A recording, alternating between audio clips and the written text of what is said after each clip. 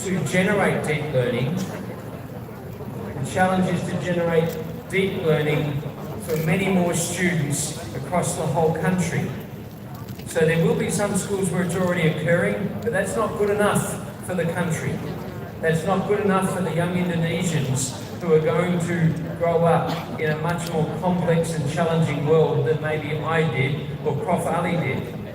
But for the young people today, the world is much more complex and they do need to really gain from their education, and the term deep learning is a good way to sum it up. I might say, I actually like the unpacking of deep learning. Mindful, meaningful, joyful learning. I find that triumvirate, those three words, much more powerful than just the term deep learning, the label deep learning. But let's go to the next slide, please. The idea of deep learning hasn't just come around recently. In 2012, the National Science Council in the US with James Pellegrino was doing some work to look at education for life and work, and they were noting back then that we needed to do more than just the surface level or the shallow levels of learning in our schools.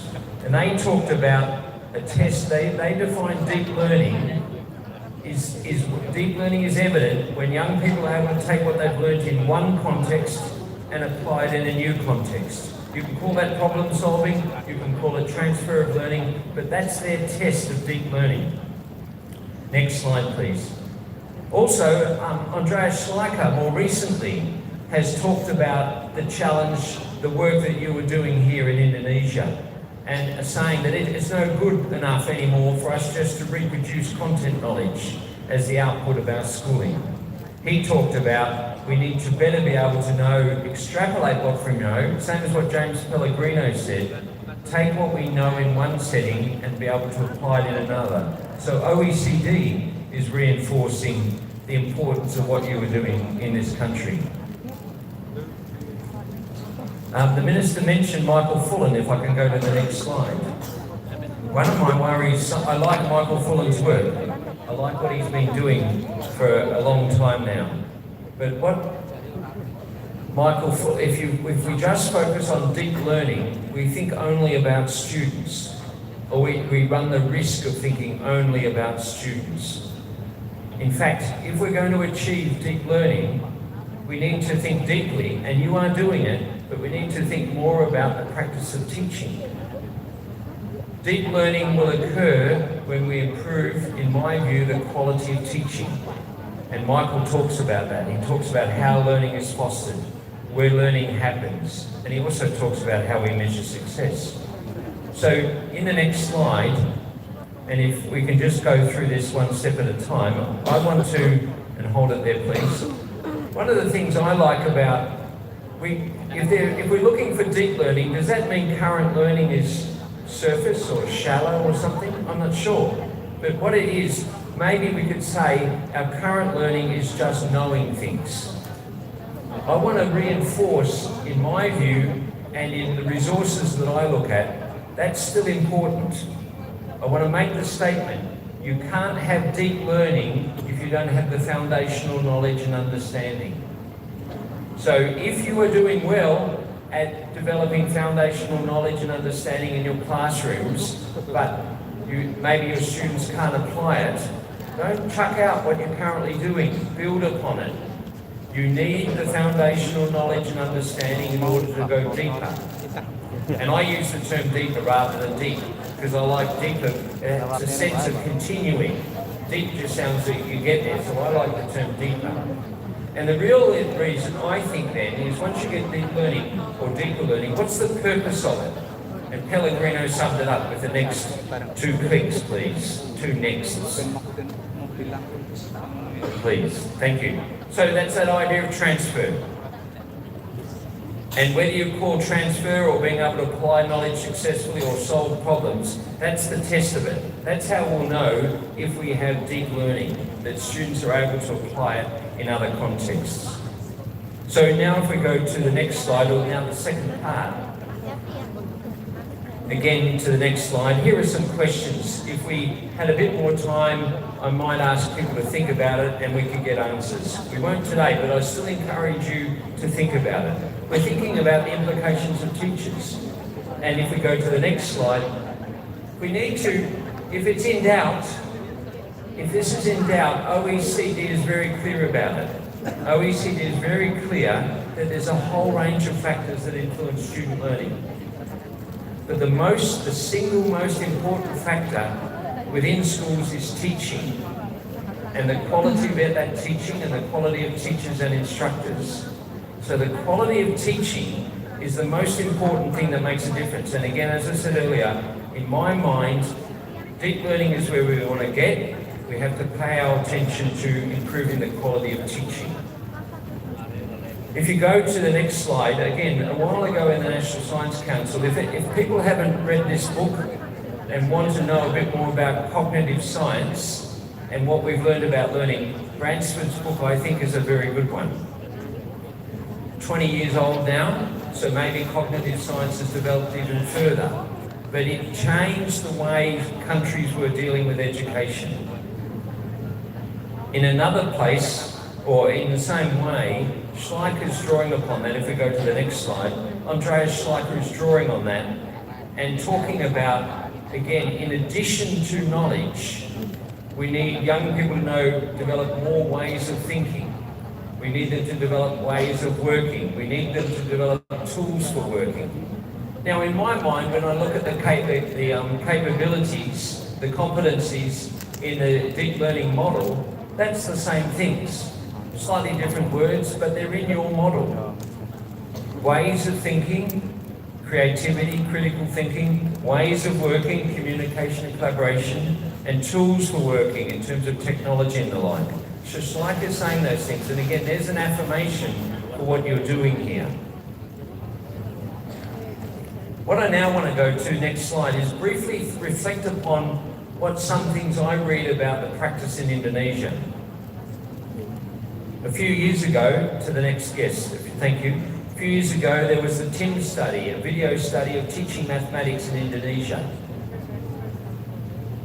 The author made the observation that he saw 3 different types of teaching going on. Transmissionist teaching, where the teacher stands up and is a lecturer and the focus is on rote learning. He saw another group of teachers who he called connectionist teachers, a student-centered approach, looking at focusing on how students are engaging and applying knowledge and more collaborative approaches. He made the observation the second group, the students taught by the second group were learning better learning outcomes. But what he then observed, he was surprised. He writes it in his report. He's surprised there's a third group of teachers. Teachers who have a flexible approach and a wider range of practices. And who, more importantly, will change from one situation to the next. They will use maybe more traditional methods sometimes and more student-centered methods other times. If I ask people here, I used to teach high school maths. Last century I taught high school maths. And if I think about some of the things there, if I was going to want students to learn things and practice things that I wanted it back in the back of their mind so they could instantly recall it, I'd use rote learning techniques.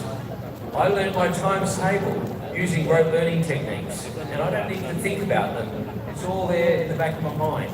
So that's an important point to note about some of the techniques.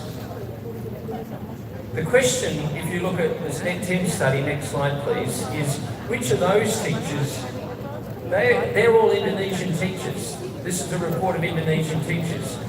Which ones do we think are more likely to deliver deep learning? And for those who you think we're not so confident about, how do we get them to move up a level? How do we get them to advance their learning?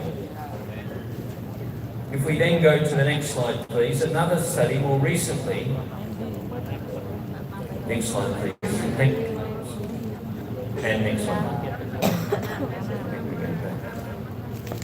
Next. Thank you. A more recent report is a World Bank study using the teacher observation schedule. And again, I'd probably if I get a chance to talk to any of you afterwards, I'm interested if anyone's used this. The teacher observation schedule has drawn upon research about teaching practices that we know make a difference. The model on the next slide talks about some of these, and this will be in English. Next slide, please. So it talks about some important things. I want to focus here today about classroom culture, instruction, and socio-emotional skills. These aren't all the strategies you would use, but World Bank said these are some very central core strategies for achieving good results in your classrooms, or quality teaching. The interesting thing about this, if you go to the next slide please, the interesting thing about this is in classroom culture, it was on a 5-point scale. So when I'm saying these numbers, think about a 5-point scale. The report observed that 88% of teachers, Indonesian teachers they observed, scored 3 or higher. That's pretty good.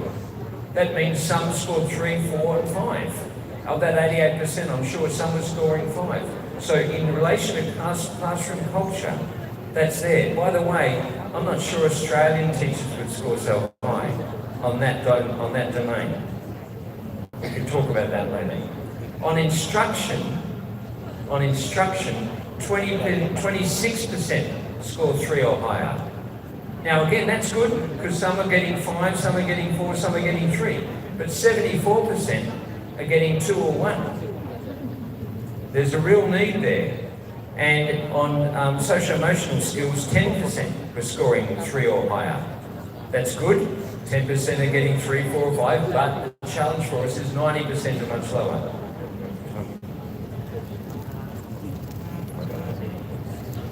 Okay. If we go to the next slide though, and we're talking about instruction now, there's facilitation, there's checking for level of understanding, there's enabling students to think critically. The average score for checking for understanding was 2.7. Now, if you know averages, that means half are above and half are below. And the average score, focusing on thinking critically, was 2.4. And then for providing feedback, 1.8. Now, World Bank is arguing these are teaching practices that are really important to quality teaching.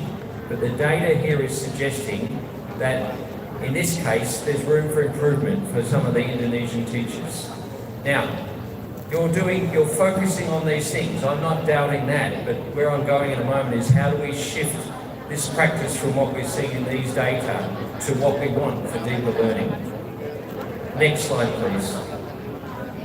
Go back one, please, sorry. So the question on the right is, what do we need to enable? Thank you. Next slide. The other interesting thing to note, interesting thing to note in this next slide is that in fact they also observed the choice of curriculum makes a difference. Please to the next slide. Thank you. Choice of curriculum makes a difference. And they made the observation that comparing the national curriculum, the curriculum that's being taught, I think it is now the national curriculum, versus the previous KTSP 2013 curriculum, they observed the national curriculum was providing, teachers using that were scoring higher on these factors. So the curriculum seemed to be encouraging or enabling better teaching practices. Next slide, please. So, we've got some data on Indonesian schools. We've got the world telling, and you're already doing it. How do we move from the transmissionist to the more flexible and creative? How do we move those schools along the scale? It has to be by focusing on teaching. And I've heard today some reports where if I said they'd be providing initiatives to move these data. But what I would now want to do is talk briefly about some things we're doing in Australia. Next 2 slides, please. Thank you. And one more. In Australia, we don't talk about deep learning as a label. We probably use it as a description. The language we use more than that is quality teaching. And and the focus on improving the quality of teaching. In New South Wales and now nationally in Australia, there is a model called the explicit teaching model being used. And what it does, what it's drawn upon is the cognitive science. It's drawn on cognitive load theory. It's drawn upon all those theories and what we've learned over the last 20 years. And an example of it is, if you